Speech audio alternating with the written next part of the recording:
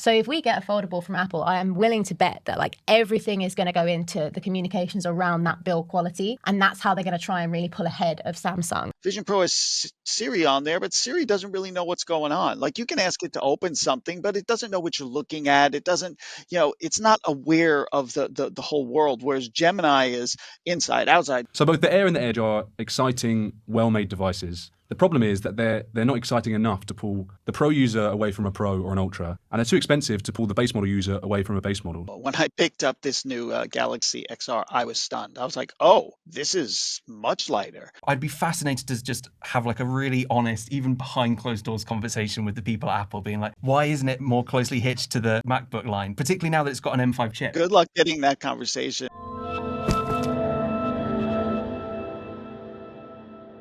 Welcome everyone to the 24th episode of the TechRadar podcast. My name is Josephine Watson and I'm joined today by Hamish Hector, Hello! Ulanoff, Hello, and Axel Metz. Hello. This week we'll be talking through the biggest developments in extended reality headsets, with news of Samsung's Project Muhan, now known officially as Samsung Galaxy XR, and the upgraded Vision Pro M5. Elsewhere, AI is making tracks in smart home, with Google's Gemini for Home starting its rollout. Plus, both Google and Amazon just did a huge hardware refresh. In less exciting news, it sounds like the Galaxy Edge is no more. So does this spell doom for the iPhone Air? But first off, here's Hamish with this episode's edition of In Case You Missed It. Thanks, Josie. Since we last saw you, the computing world said goodbye to Windows 10 as it will no longer receive bug fixes, new features, or security patches. The operating system will still function, but if any issues arise, especially any major vulnerabilities, then you'll be in trouble. So please consider upgrading to a Windows 11 PC or a modern Apple Mac so you aren't caught out.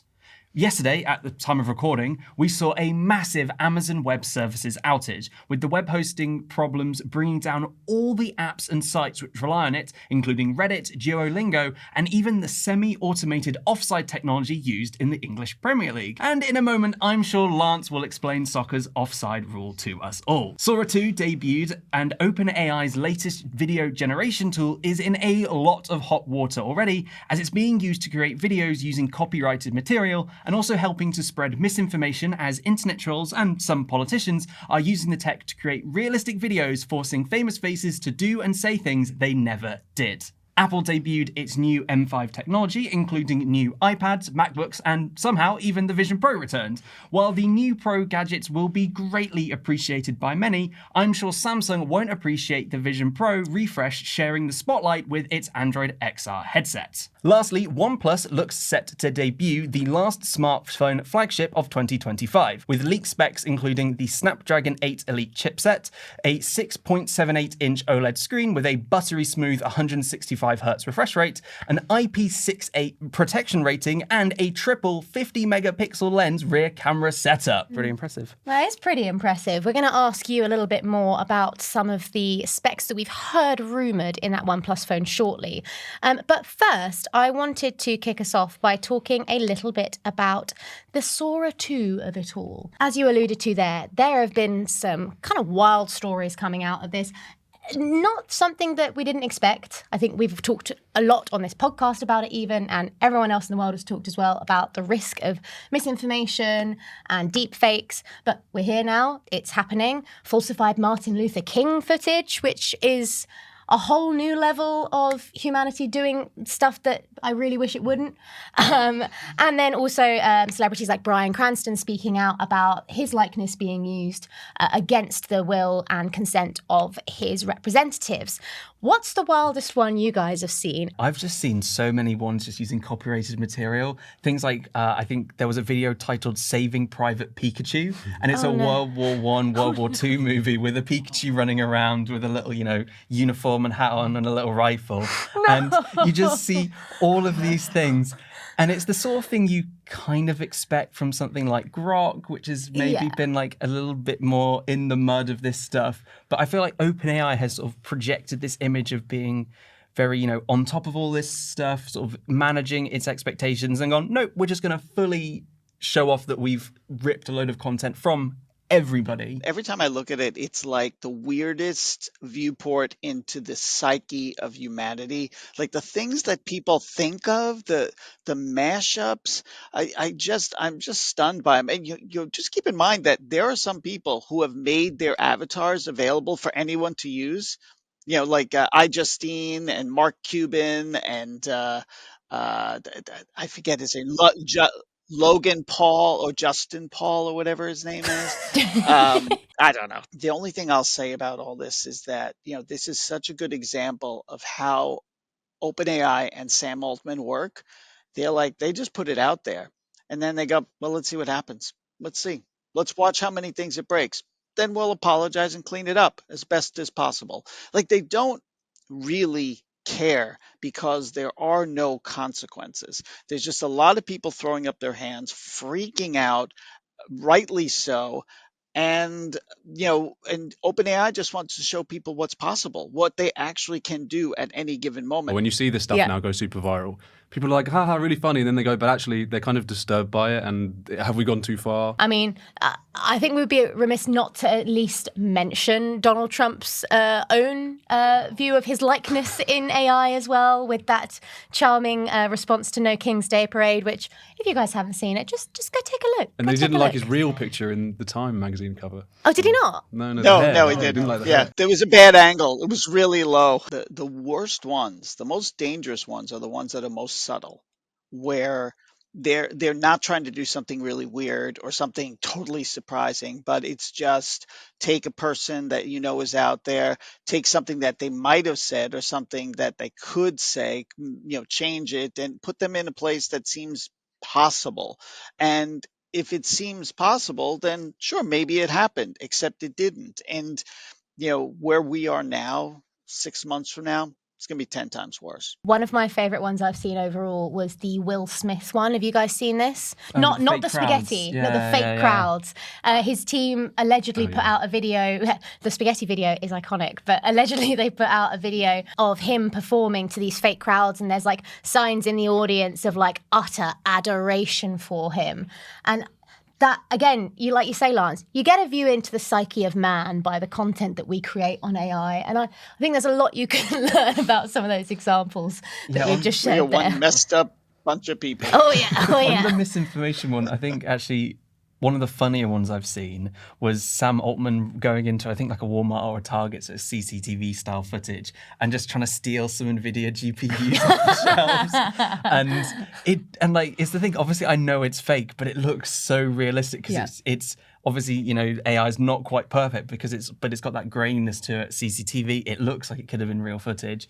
And obviously that's funny, but then there are other problems with everything else. And they'll sort of say, oh, but it's meant to be tagged with various watermarks and things, or they'll say, oh, it's only meant to have been viewed on the Sora video platform, and Meta's even got its AI video platform where it's only AI video, and they'll be like, oh, it's meant to appear there so people know it's AI. But people aren't keeping it on those. They're finding ways to remove the watermarks. They're finding ways to put it on TikTok because that's where They people knew watch that would video. happen though. Also, AI watermark removal services were a thing before generative AI got hugely popular. You've been able to use things like that for years. Yep. Let's not get too bogged down in our frustrations with AI because we've got some other stories to talk about. So I'm going to move over to you next, Axel. So tell us a bit more about the OnePlus 15 that is coming out soon, what rumours we know so far, and what ones you think are true. I'd be interested as well. Yeah, so the OnePlus 15 is, Hamish mentioned, you said the last flagship of 2025, and it's also in some ways the first flagship of 2026, or at least the first of the next generation of Android phones. So it will probably come out in the next few months. So yeah, as we heard, it will be the first phone in the US with the Snapdragon 8 Elite chipset. They've confirmed that already. So according to some testers, we haven't done our own testing yet, but that is even more powerful than the A19 Pro. So there's the 7,300 milliamp battery, which I think OnePlus confirmed on Weibo, which means that will come to the Chinese version of the phone. Probably not the US version due to various battery regulations and all of that. But given that the OnePlus 13 got a 6,000 milliamp battery, I think we'll probably see a battery between 6,000 and 7,000 in the US version, which is significantly bigger than what you'll get in a Pixel 10 Pro XL or the Galaxy S25 Ultra. So it's going to be a long-lasting phone, super powerful phone. They've also teased a new sort of boxier design, so it hasn't got that circular camera module anymore. They've gone back up into the corner. And yeah, a crazy camera array. Yeah, 350 megapixel cameras is pretty impressive. Yeah, it is pretty impressive. So a lot of this has been teased officially on their Chinese accounts, and a lot of it's rumored. So in the next few weeks, we'll get a clearer picture of what it's going to be. But yeah, looks pretty exciting. What kind of chance do you think it has with some of these specs of winning over some new customers? Because I think it's really starting to show how some of these Chinese companies are pulling quite far ahead in terms of specs. But there isn't necessarily the uptake still from those who are very used to the manufacturers they like. Yeah, I mean, OnePlus definitely has a loyal user base. And the OnePlus 13 even was a really, really good value handset that did a lot of the things that the iPhones and the Samsungs do. And, you know, in our buying guides, we call it sort of the best alternative flagship or another option you could choose. Another thing that OnePlus actually does well is they don't ask you to choose between a Pro or an Ultra or a Standard or a Lite or anything like that. It's just the mainline flagship model. So this year will be the OnePlus 15. So there's none of that messing around and choosing between what you lose and gain. It's just that phone. Obviously, they have mid-range phones, but as a flagship, that's what it is. That's your choice. And then we also had another slew of new products from Apple announced last week as of recording. So we've got the M5 chip coming to the Vision Pro, as you alluded to, but also we've got new iPad Pro and MacBooks. What's your early verdict, Lance? Because you've had hands-on with some of these devices. Well, what's interesting is that none of these devices you're talking about have fundamentally changed, right? There's no big redesigns across any of them. There's one thing that we'll talk about in a little bit about Vision Pro, which is sort of redesigned. But generally, these are the same products you had a year ago, but with a brand new, much more powerful, even more efficient chip. The leap from the Vision Pro, because it goes from M2 to M5, is going to be bigger. The leap from the MacBook Pro M4 to M5, not as much. Maybe it's going to be a 30% performance increase. We're seeing, again, it's funny because these new devices will arrive with their new platforms. Mac OS, the Tahoe OS 26, iPad OS 26, and on the iPad in particular, running M5, you've got a much more sort of multi-window experience, right?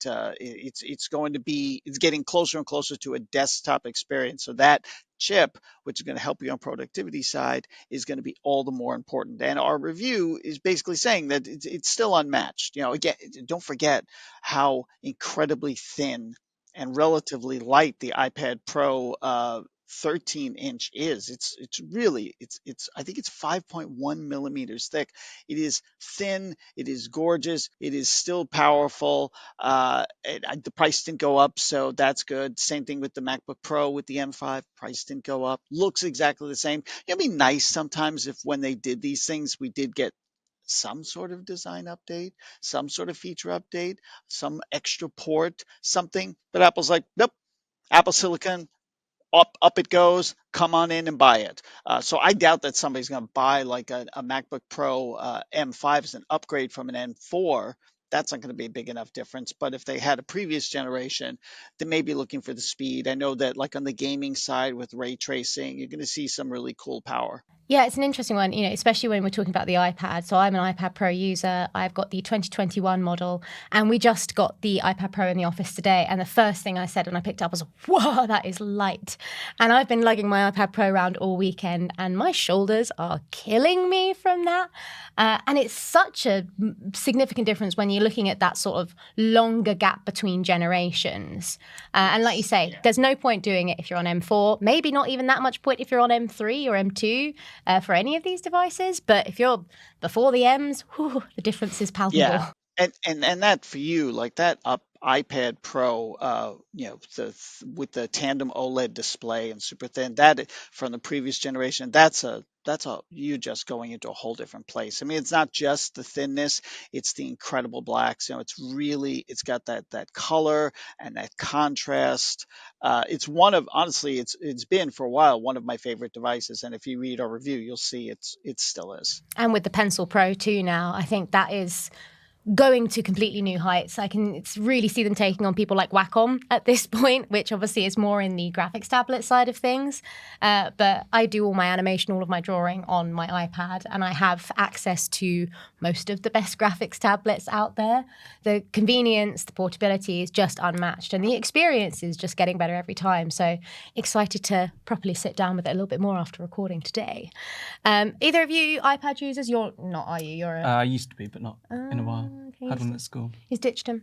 You've got an Nope, iPad, don't you? but I still thought have you my M1 MacBook Air, and I'm still waiting for a reason to upgrade it. It's just so good. It's Yeah. so good because I don't have that design problem with that because I use it sitting down anyway, but the Air has always been so light anyway. But maybe when it's maxed out storage and it starts to slow down. But that's a 4 or 5 year old product, and it's still so good. The only thing that stops me from updating my MacBook Pro is that I still have the touch bar and I can't let it go.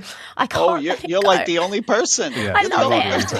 I downloaded like one of those. greasy touch bar. Lovely. I downloaded one of those little pet things that exists in the touch bar, little Tamagotchi style things. Once again, finding a way to bring up Tamagotchi on the podcast. It's been a while. It's been a couple of months. So we're going to dive in a little bit more to not just the Vision Pro, but now it's, I would say, arguably biggest direct competitor, which is the Samsung Galaxy XR. Let's start with that because I would say that's bigger news in terms of it's all new. So in that, I'm going to read through some of the specs here. So we've got a dual 4K AMOLED display, a Qualcomm XR2 Gen 2 chip, and an impressively lightweight design at 536 grams, which is lighter, I believe, than both Vision Pros we've seen from Apple. But Lance might correct me on that. Maybe I'm wrong. You have tried it though, Lance. What do you think of your experience with Samsung's first XR headset? Well, similar to how you felt that time you picked up the new iPad Pro, when I picked up this new Galaxy XR, I was stunned. I was like, oh, this is much lighter.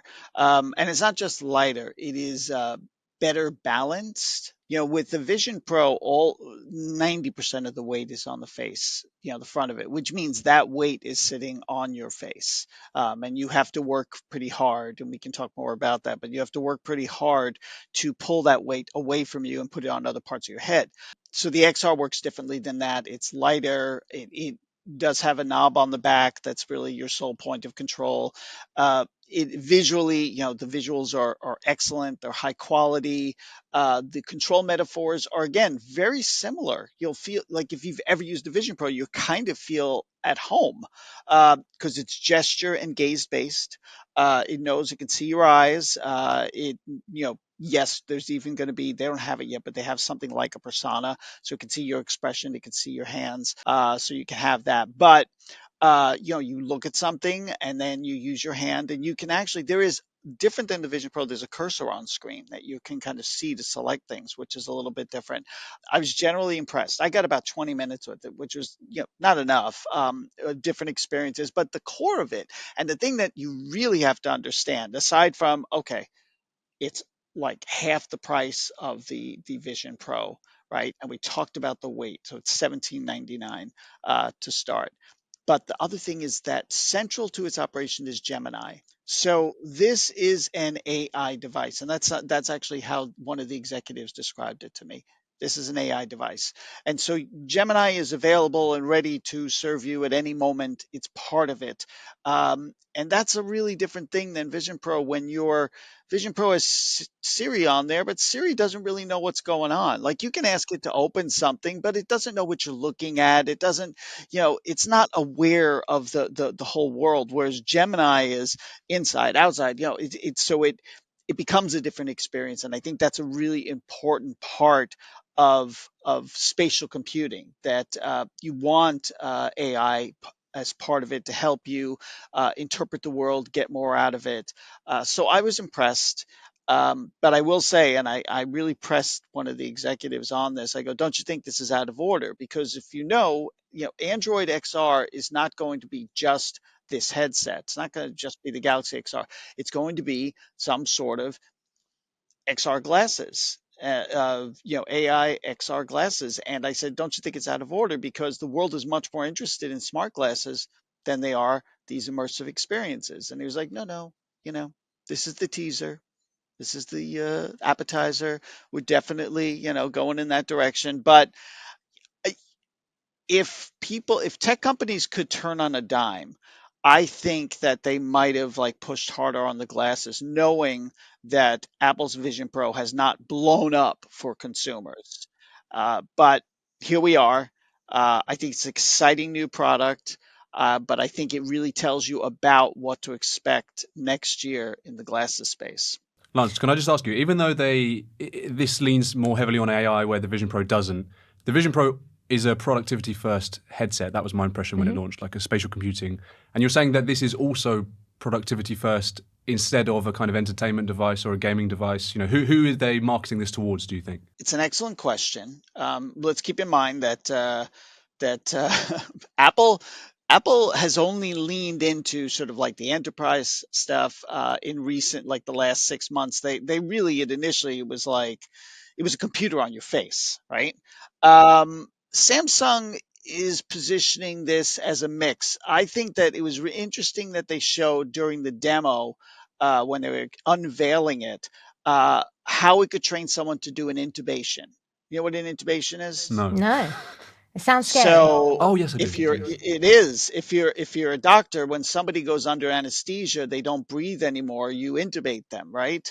You put something down. You have to thread a thing past their vocal cords. It's a tube. It's a breathing tube, So basically. Samsung put a breathing tube down your throat? What? No, but they did show how someone could learn. They just basically showed that they'd wear the XR hang and they would have a visual interpretation of how this would work. And so again, what they were trying to show is that this is not just going to be for consumers and not just for entertainment. This is going to be about the enterprise and training people. So, it's like, I think the HoloLens ended up very much enterprise. Vision Pro started as very consumer, and XR is kind of trying to ride right down the middle.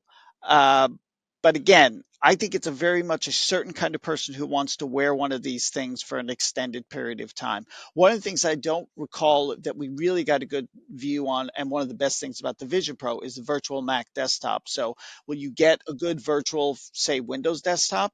Because that's one of the most awesome things about the Vision Pro is my ability to work on a giant with seemingly endless screen. Firstly, I'm going to just make one small correction to one thing you said about the specs, because it's really confusing. It's not the XR2 Gen 2, it's the XR2 Plus Gen 2.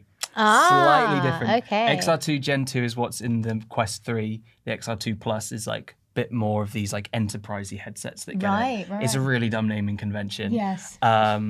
They should just add Pro Ultra Plus 500. Yeah, they do. That's what everyone else does, and it works flawlessly. But the thing I sort of wanted to get to with the Vision Pro is, particularly now that it's got the M5, and you also calling it a computer for your face, I think that's one of the weirdest decisions Apple made, which was if you want to use the Vision Pro as a computer, you need a Mac. Yes. And it doesn't, and in sort of my head, it's like, well, it already had an M2, which was decent. I guess at the time that was an iPad chipset, but MacBooks have run on M2 processors before that. And particularly now it's got an M5. It's literally on par with a MacBook Pro. And also it's got this second R1 chipset for sort of handling a lot of the XR stuff. So it's like, in my head, it's got all of that processing power. And yeah, it costs a lot.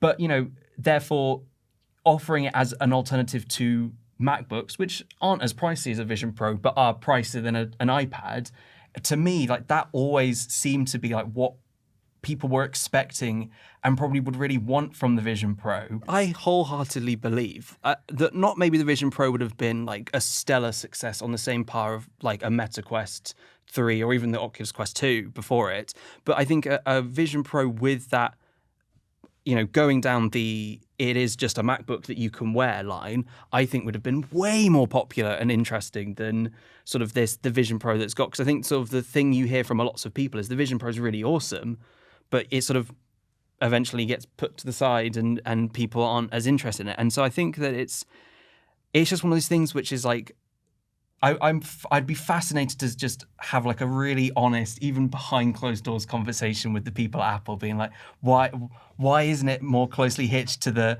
MacBook line, particularly now that it's got an M5 chip and it's just one of those things. Good luck getting that conversation.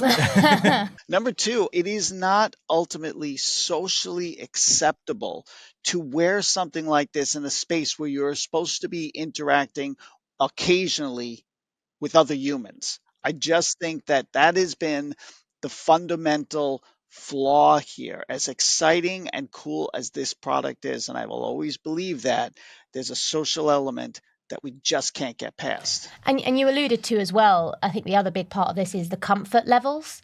You've already talked about how the original Vision Pro, quite heavy on the face, and that is sitting forward on your face because it didn't have the top band. As you'll see now in the audience, Lance has got the Vision Pro 2 here, and that has this new band that goes over the top of the head as well as the back strap. Same battery though, right? You still need to have that honking great big battery pack attached to you at all times, is there a battery? I'm assuming there's the same thing for the... With the XR, the XR actually same way, Yeah. has an external battery. And I think, that's just the reality. That battery weighs 3/4 of a pound. So imagine, that as part of either device. It would fundamentally change the experience. I don't mind it that much. You keep it in your pocket. It's fine. I think that, people would love to not have this thing, but the amount of processing power and all, the visual quality that they both provide, and both these devices are doing 4K plus per eye. The visual fidelity is really incredible. But Vision Pro would have done better, I think, had they launched 2 years ago with this. There is a dual strap that has been available as an option since day one. It's not like this. It's a kind of hard strap, strappy isn't and it? thin. Yeah, it's not hard. It's a Velcro strap and it's thin. Oh, right there, I've seen And it. so it yeah. goes in the back and over the top. I use that one always because I never found enough when it was just the back. I never found enough support, so it went over the top. But this, I don't know if you guys can see, but there's a little knob here, and that little knob is all the control you need. If it's pushed in, it controls one part of the band. If it's pulled out, it controls the other part of the band. Very incremental, fine control. I wore it for 2 hours and 10 minutes during a work session during my tests, and I didn't die. I think that's a big thing with the extra comfort, and also I think with this being so light, 536 is on par with it's only slightly more than a Quest 3 and a Quest 3S. Because I did a test quite a while ago when the Quest Pro was a thing, where I wore it for a whole week, so a whole 5-day working week. 9 till 5, I was in that headset doing my job, and it was really Doing uncomfortable. his job. Yeah, what's the verb? VRing, XRing. He lost a lot of friends and coworkers who will never speak to him again. Thankfully I worked from home, so no one could judge me. But no, it was really uncomfy. After even 2 days, it was killing me. But I wanted to finish out the whole 5 days. But that was, I think, 750 grams. And so, this is a lot, 200 grams makes a massive difference. Especially on your noggin. And I think that's maybe going to be helpful. And I think also from that enterprise thing, if a business is looking to buy headsets, it really only works if you get lots of people on a team one. Because, it's that ability to interact with each other on 3D models or in different spaces, but feel like you're together. And obviously you can buy 2 Galaxy XRs to every 1 Vision Pro. Yeah. And therefore, if you need to scale it up, I think that will seem like quite an enticing offer. I would love to see a company in this economy that could afford to stack a whole team out with Vision Pros or this, to be honest. But I guess if it's the like first step. the training stuff that Lance was talking about, that's the way a lot of things have been talking about. And there are some, it seems really niche and weird when I've gone to some of these more prosumer events, because Snapdragon's taken me to the, and I spoke to a bunch of people that make these there was one thing where it's designed for headsets that you will take into a factory, and it can get you a picture of this massive engine thing, say you're trying to install, and it can break it into the parts, and you can literally take the biggest part and walk through your factory and see if it will fit through all the doors. And then sort of on the glasses side of things, the sort of topic that we've been going around, the third player in this game, you've got Samsung and Apple, and you've got Meta. And this year, obviously, there wasn't any talk about a Meta Quest 4 or anything. There were a couple of VR apps, but, they are much of a muchness. Instead, they focused on glasses. We've got the Oakley Meta Vanguards, we've got the Ray-Ban Meta Gen 2s, and obviously now the Meta Ray-Ban display glasses, which are, their first foray into approaching AR. People would argue it's not AR, but it's getting towards that point. And that's sort of this thing that people are a bit more interested in. And maybe next year they'll go back to doing some more VR stuff, but what will that look like? Will they go this sort of... There are rumors that they might do like a Pro 2. There are rumors they might just do a Quest 4. Hamish, there's always going to be a market for these VR headsets. I mean, you're proof of that. You Yeah, true. love them, and I know you spend far more time in them than I do. And I think the strongest market remains gaming. But Meta recognized something I think faster than Samsung has, and certainly Apple has, that when you ask someone to wear something, it better be fashionable. Period. That is, if I'm going to put something on my body for any period of time, not temporary, not like something where I'm taking a reading, but something like on my face all the time, it better look good. And I gotta give Meta credit for that because they were the first to make the partnerships. And I will say that Samsung, in their announcement of the Galaxy XR, talked about Gentle Monster and Warby Parker being partners for their upcoming glasses. So they know where it's at. They know what's important. And I think that that's why, these companies have said, yeah, of course we'll keep doing the VR headsets and full immersion and push that. But we have a bigger opportunity here. There's a whole lot of people who wear glasses, a whole lot of people who wear sunglasses. Bigger opportunity, we think, here. So let's go for that. Though I'd say the jury is still slightly out on how trendy people think the Meta Ray-Ban display are. I personally quite liked them, and I think I wore them pretty well. But I have seen a lot of people complaining about the significant frame size. But as we've discussed before, it's part and parcel of the level this tech is at. It's still going to be an attention grabber. Anyway, let's move on to our next topic because it's a slightly, I would say, more positive AI story, at least from my perspective. Hamish is gagged. Positive AI? I would say it's a more positive one because I think for me it's obviously it's my beat, it's in smart home, and it's something that I think is actually going to have a bit more of a direct impact on a lot of people, including those who don't necessarily follow tech stories the way that we do and our listeners might. And that's about Alexa and Gemini for home, both having some interesting stories developing around them. So the core story really is about the hardware that's just been announced by both Google and Amazon. So you've got the new Amazon Echo Dot Max and Echo Studio, and then an all-new Google Home speaker. Nest is dead. That is the sad part of this story. R.I.P. Nest. Everything with Nest branding is done. But in its place exists now Gemini for Home and the Google Home speaker. So it seems like the offering for Gemini for Home, which is Google's new AI assistant that's going to be in its smart speakers, is taking a broadly similar approach to Alexa Plus, which is just the agentic AI help around the house, live chat, things like that, the ability to set up automations without you having to fiddle around with really, really annoyingly complex if this then that stuff in the apps. Now, I've not tried either of them though. So Lance, you've tried Alexa Plus, and I don't think you've had any demos of Google for Gemini for Home necessarily, but it'd be interesting to hear about what you know of the services so far from your experience. I mean, Alexa Plus is, again, the promise of it is kind of exciting, and I've used it a little bit to solve some like annoying home automation problems. I have some smart lights that, all these smart devices that you buy usually from different companies. Like I bought some GE smart lights, so they're not going to be automatically in any of these systems, and I was struggling to get them to follow a routine because as soon as you start to dig into the settings and set up a routine, it just breaks. It doesn't, like, I consider myself a relatively intelligent person, but I stumble on this a lot. So talking to Alexa Plus and asking it to do this thing, set the lights, this light, I've named it, to go on at this time, to go off at that time, a basic thing, but just something you want to work, right?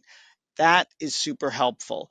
There are still things, like I can very quickly say, show me my front door. It immediately shows it to me, interrogate about different things. But then there are products that aren't compatible, that don't work. I literally had to switch out my front doorbell. I had a Nest doorbell, was not compatible with the system. I had to put in a Ring doorbell to get the full experience. But then it's weird because I realize now some weeks in that I don't talk to Alexa very much. Like, I just don't find the need to talk to Alexa that much. I've asked Alexa to open Sling TV a few times, and it's very funny because Alexa can do that, but then the screen is with the Alexa app is not touch friendly. So then or it's not. I'm sorry, it's not command friendly. I have to use the remote. So it's funny how things break down so quickly, and very quickly in Google Home. I do have a number of I have quite a few devices that are Nest and on Google Home, and it says that I have the new version of Google Home, the app, right? So I put a question in it. I said, give me a list of all the smart devices in my house, and it said, you don't have that capability yet. I'll let you know. I'll let you know when you do. I was like, what? I'm like, what the hell is that? Don't ask me to ask you a question. Right. Literally says, ask me this. And then it's like, I don't know what you're talking about. I might eventually. Go back. It's like ne parlez Just pas leave me français, alone. like in a different language. It's like, no, I don't speak that Yeah, one. right. Yeah, it was the equivalent of new phone who dis. No, it's an interesting one. And Alexa Plus as well, there have been so many consumer reports of major issues. Someone on one of our videos, which obviously we can't verify, so take it with a pinch of salt, but someone on one of our videos said that the clock stopped working across all of their Alexa compatible devices as soon as they got access to Alexa Plus, and all sorts of kind of crazy bugs that I've had comments on videos about. Again, we don't know how real they are, but I have seen evidence of a fair few on Reddit, and it's interesting. This is what happens when you add AI to things. There's limitless potential in the world of Gen AI, and that also includes limitless potential for huge problems. Is there one big feature that Alexa Plus or Google, Gemini Home offers over the other? Or is it going to just be a case for people of choosing the service that you already are most familiar with? If you already have Alexa, you choose Alexa. I think it's a lot about the ecosystem it exists within, Yes. I think, and especially when it comes to the pricing. So like Alexa Plus is $19.99 monthly or free as part of your Prime membership, which is $14.99 a month. And that is a huge win for Amazon to be able to bundle it into something that is so accessible and so widely used. Google, on the other hand, so you can have Gemini Live Access and automated routines in Google Home Premium, which is $10 a month, or that can be bundled with the Google One AI Pro plan, which is much more about Gemini and the desktop experience. And that scales, so the Google Home Premium Advanced plan, which is $20 per month, and that's a lot more security features. That is offered as part of the Google One AI Ultra plan, which is $249.99 a month. A month? Apparently, according to the sources that I've read. That's if you live in a smart mansion. No, that's for AI super users, right? Oh, like but- we're talking here about Gemini users who are power users, but I don't necessarily think those are the same people as smart home users. And so it's such No, who's our normal people? Oh, so but that I guess would include like Supreme Gemini, like the regular Gemini. Okay, so okay. like AI overlord territory. Because I think OpenAI has like a very similar price thing for like its top tier of. I mean, that's also too much to be paying for AI. That's fine if you're an AI super user, but I just don't think the crossover between those customer bases is strong enough to justify having that as your landmark announcement for your AI services in smart home. I have a couple of frustrations here. One, I'm getting very tired of paying for everything. Like every bit of innovation now, it's like pay. I wrote about this, the subscription culture we're living in. It's getting really bad. And every time they finally deliver the thing you've been hoping for, they're like, yeah, but that's going to cost you. So that's number one frustration. The other frustration is what happened to us. You may be listening to this at a different time, but we're about not quite 24 hours removed from the big internet outage of 2025. Right. And you know what went out? Alexa. Smart homes went out. All of our smart devices became incredibly dumb. And we grew up in a world where we expected that the things in our houses would just work as long as we had electricity. Well, guess what? They could be plugged in. They don't know anything. You can't reach them. There's no They don't warranty on work. this software. Like I know like the phones and stuff have guarantee software support and things like that, but that's not the same unilaterally for all tech, and it's certainly not the same for some of these AI services that are burgeoning and changing so quickly. I mean, look at the backlash from GPT-5 earlier this year. Like we are entering an era where the things we pay for can change at any given moment, and it's not within our rights to do anything about that if it stops working. Can I claim a refund for my Alexa speakers not working yesterday? No. There's nothing I can do about it. Do I want to? No. There's a lot of effort for like what would probably equate to like 10p. But you know what I'm getting at. I have sort of one question, because you talked a little bit about compatibility a minute ago. I assume that's sort of the AI with the specific speaker, because sort of having like a cursory understanding of the smart home world and things like Matter, sort of how You're on my special interest subject now. How does it all matter with this compatibility stuff, Well, man?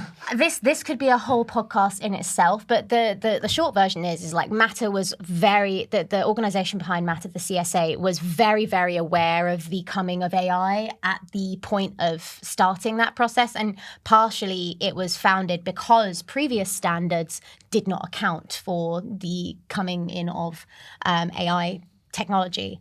And when it comes to what Matter has done up until this point, they've kind of just like fixed the biggest problems we had before AI in terms of like bringing as much into the fold and creating some sort of consistency. But fundamentally, like I have a mixture of different smart lights in my home. I've got some by Nanoleaf, I've got some by Govee, I've got some by Philips Hue.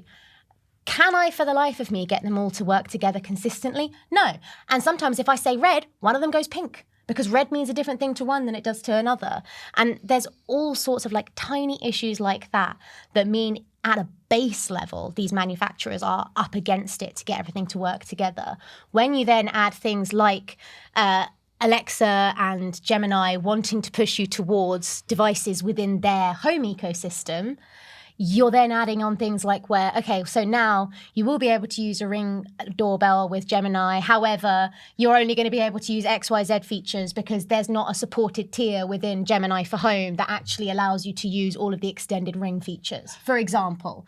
And there's no regulation around that. I'm sure Matter is doing a lot of work behind the scenes to start it, but it's taken this long to get to a point where Matter has anything. Because in this world, in the smart home world, it is an absolute mess. There is no consistency. Matter's done diddly squat for the entire thing. And nothing is better, and nobody's on the same page, and everyone does something different. When I was growing up, Back when I we was a had wee tech we journalist. had computers and they all ran Windows, and we all knew how the hell they worked, and they all did the same thing, and they could talk to each other. Yeah. Yeah, it is going backwards. Like it's evolving, but backwards is very much the energy I have about compatibility across tech right now. But in saying that, the idea that Matter has always had is that AI will fix that which it breaks, which is that basically by encouraging and facilitating AI being brought into the smart home, that its ability to make logical decisions and take information you've given it and take information it has within standards and then iterate it to give you the desired result you want is actually going to help fix some of these problems. That's one of the sort of philosophical ideas. Let's go down. Let's call it philosophical. That's sort of where things are at in terms of what they want it to be.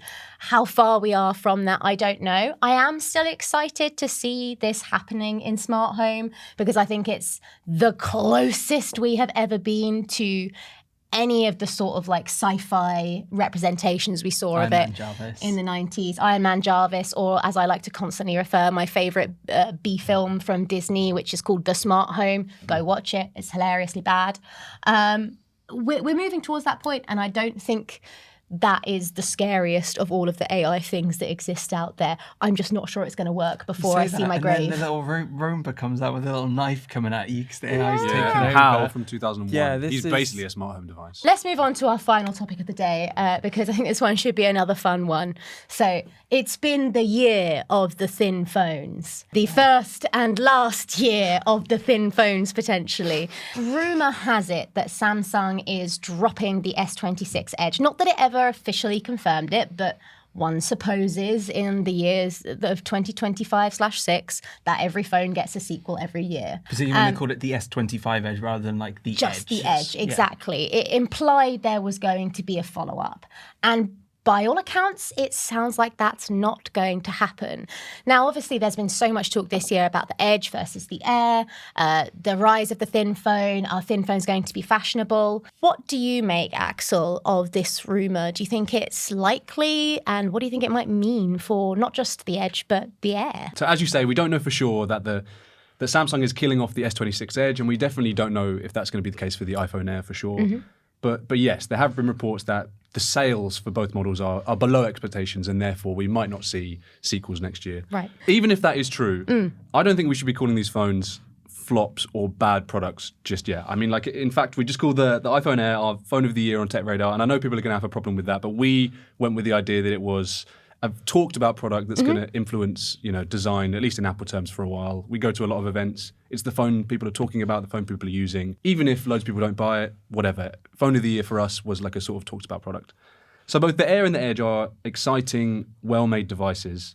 The problem is that they're not exciting enough to pull the Pro user away from a Pro or an Ultra, and they're too expensive to pull the base model user away from a base model. So why would any Pro user drop down from 3 cameras to 1, and why would someone who uses a regular iPhone or a regular S25 or an FE or something suddenly decide to spend $1,000 on a thin phone? It just doesn't really make sense. And I wrote down a metaphor because I didn't want to forget it.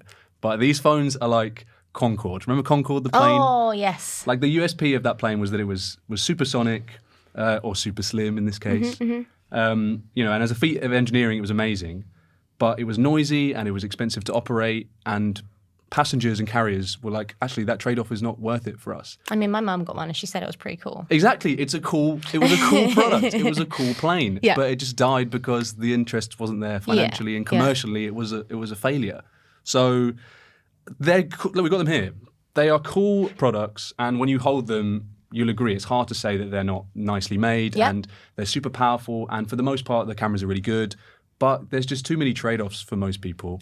And they're just so expensive, so I'm not surprised. And I've got good news for anyone that does like thin phones. We've already got them. We've got the folds. We've got the fold, Exactly. Z Fold 6, and we'll have the iPhone fold. Like that's why they exist. I'm sure Lance will say, right, that's like, these are basically, we've put all this time into making really thin phones to make foldables work. Recoup our R&D. We might as well also make just a thin phone and see if it sticks. Because I know, Lance, I'll let you. I know you'll have lots to say in a minute, because I know you also quite like some of the foldables from this year. The other thing I did want to say that was really funny that I just wanted to throw in was, because I think you mentioned it as well, there were stories about how like people had thought that maybe Samsung had released the Edge to try and trip up Apple into also releasing the Air, as if it was like this like multi-brain play where Nonsense. it was like, we're going to Complete release a rubbish phone, so our rival also releases a rubbish phone that doesn't sell There's like well. a year and a half lead time on these Yeah. products. The 4D chess that goes on in the comments of I love any it. Samsung or Apple content is just wild. I would love to live in that world. One of you said it. There's at least an 18-month lead time, if not more. There's a product pipeline. It's funny how this is all playing out now. And Hamish is exactly right. This is, and Axel's right about this is the lead in, these thin phones, the lead in for foldable phones. But what we have to remember is that Samsung has done the legwork here. They've been making a foldable phone now for like 5 years, and it was terrible in the beginning, terrible. And within a generation or so, it got much better. But the Samsung Galaxy Z Fold 7 to me is a real turning point, because it is an incredibly thin foldable tablet, basically. And when you fold it up, it's like basically just a phone. And in sort of a converse thing, one company say reacting to the other, and they don't really. They operate in their own silos. But I reviewed the Samsung Galaxy Z Fold 7. I love it. It's one of my favorite phones of the year.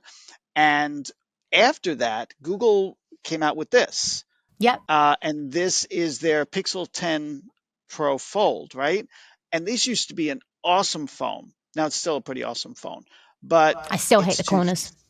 it's too thick. and now it seems ridiculously thick and heavy, and not like when you fold it, you're like, oh, that's really substantial.